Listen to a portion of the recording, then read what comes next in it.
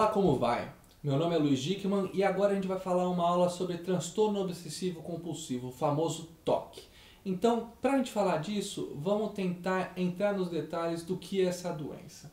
O TOC está no grupo de transtorno de ansiedade, ou seja, junto com o transtorno do pânico, transtorno de ansiedade generalizado, transtorno da fobia social, transtorno do estresse pós-traumático, o TOC também está junto nessa grande família.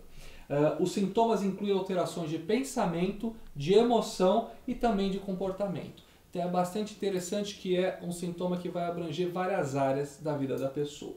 E a principal característica é a presença de obsessão ou compulsão. Então vamos lá, vamos explicar o que é obsessão e o que é compulsão. Obsessão é um pensamento intrusivo, egodistônico, que gera ansiedade e leva à compulsão. Traduz isso aí, Luiz. Então, um pensamento intrusivo é um pensamento que invade a cabeça da pessoa sem ela querer estar pensando.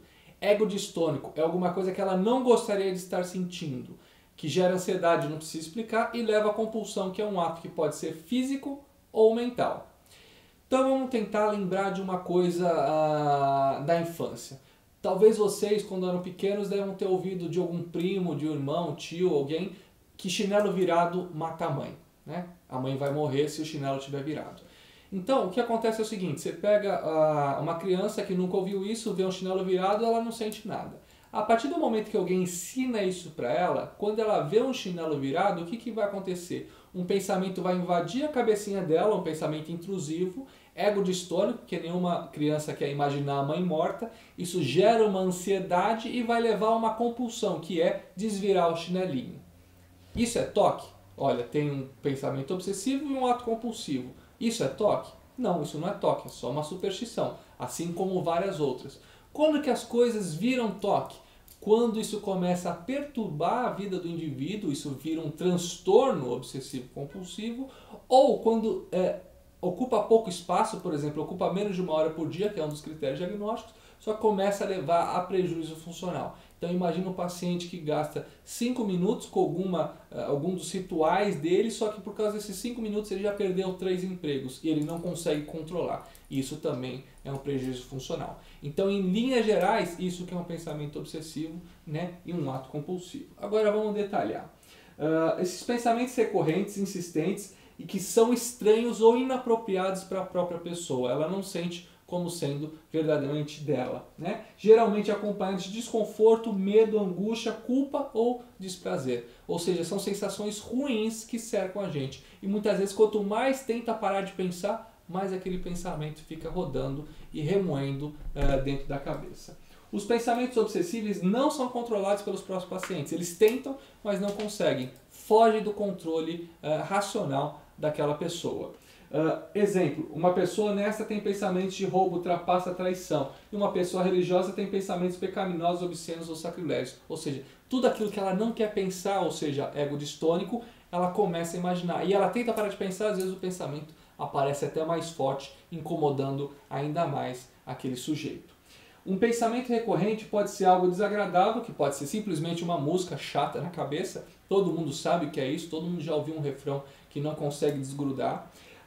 Ou um problema não resolvido. Mas obsessões é patológico quando causa perda de tempo importante na vida da pessoa, queda de rendimento pessoal ou sofrimento. Tá? Ou seja, todo mundo pode ter um pensamento obsessivo, isso não quer dizer nada. Quando isso começa a atingir uma frequência, uma intensidade muito grande, aí, a gente tem que rever o que está acontecendo e tratar, porque isso aí vai gerar um prejuízo na vida da pessoa. O paciente perde o controle sobre os pensamentos e muitas vezes começa a praticar atos que, por serem repetitivos, se tornam rituais, compulsão, como a gente chama aqui dentro do transtorno. O que é uma compulsão? São gestos, rituais, ações sempre iguais ou repetitivas e incontroláveis, ou seja, o paciente tenta parar e ele não consegue e ele começa a ter aquele ritual de repetir aquele procedimento.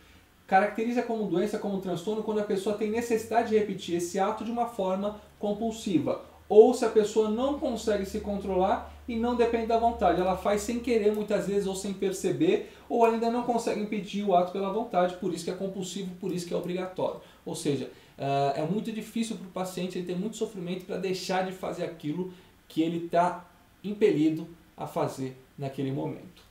Pode ser secundária obsessão, ou seja, eu posso ter uma compulsão que eu simplesmente vou lá e checo a porta, ou eu posso ter uma compulsão de checar a porta porque eu tenho o pensamento de que alguém vai invadir a casa, que alguém vai entrar, vai acontecer alguma coisa, etc. e tal. Ou seja, eu posso ter um pensamento inicial que leva eu a um ato compulsivo, ou não. Esse ato pode ser primário, ou seja, não ser dependente de um pensamento obsessivo. Muitas vezes a finalidade de prevenir ou aliviar a tensão causada pelo pensamento obsessivo, ou seja, a obsessão causa ansiedade e a compulsão alivia a ansiedade.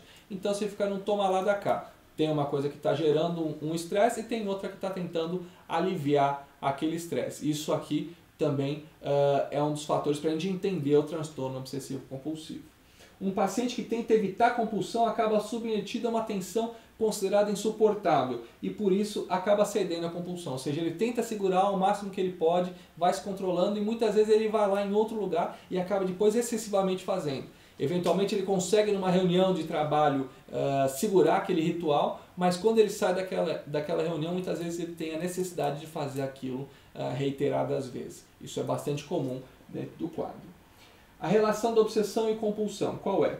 No transtorno obsessivo compulsivo, os dois tipos de sintomas quase sempre estão juntos, mas não são necessários estarem juntos. E pode ter a predominância de um ou de outro. Eu posso ser um transtorno obsessivo compulsivo com quase só obsessão ou com quase só compulsão, mas normalmente eu tenho as duas coisas juntas. As obsessões aumentam a ansiedade e a compulsão reduz a ansiedade, por isso que é aquele toma lá da cá. Epidemiologia, quantos por cento tem TOC? Em média de 2 a 3% da população, dependendo do estudo. 1 para 1, ou seja, homens e mulheres têm incidências muito semelhantes. Para cada um homem eu tenho uma mulher. E normalmente na adolescência os meninos são mais afetados, mas depois na vida adulta isso se iguala entre os dois sexos. Tem dois picos na infância, que é muito comum, né, perto antes aí dos 10 anos de idade, e aos 30 anos de idade também costuma voltar a aparecer. Muitas vezes um paciente que tem 30 anos e desenvolve um quadro desse, se eu vou ver a história dele, muitas vezes eu vejo presente numa infância algum quadro semelhante que ou se resolveu de forma espontânea sozinho ou que teve necessidade de algum tratamento. Tem mais em pessoas brancas solteiras, que pode ter início já na infância e geralmente esses pacientes sofrem de outro transtorno mental, por exemplo, depressão, fobia social, são coisas comuns de estarem acontecendo junto com o transtorno obsessivo compulsivo. Os diagnósticos psiquiátricos mais comuns, o TOC é o quarto, ou seja, é a quarta doença mais comum dentro dos transtornos psiquiátricos. Qual é a causa? Genética. 35% dos parentes de primeiro grau também são acometidos, ou seja, se a gente olhar pai, mãe e irmãos, muitas vezes a gente vai ver uma predominância bastante grande, 1/3 dos pacientes. Concordância entre gênio monozigótico e gênio dizigóticos, ou seja, gênio monozigótico é aquele que é a cara de um focinho do outro, ou seja, eles são iguaizinhos. E acontece mais nesses gêmeos monozigóticos do que nos dizigóticos, que são diferentes entre si.